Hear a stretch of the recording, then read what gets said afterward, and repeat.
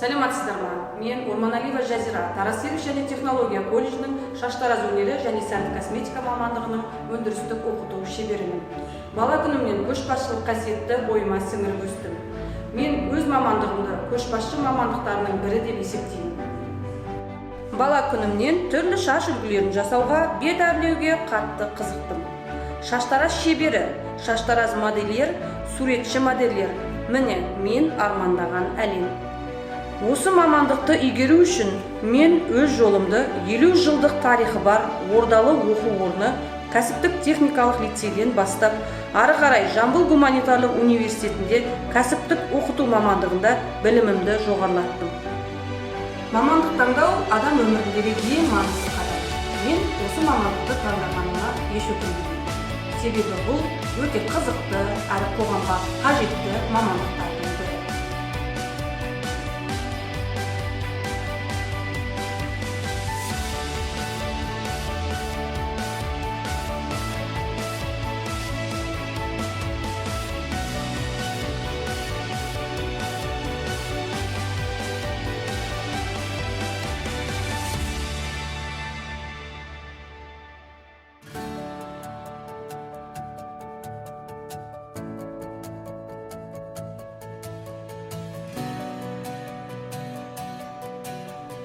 Менің болашаққа деген үмітім зор.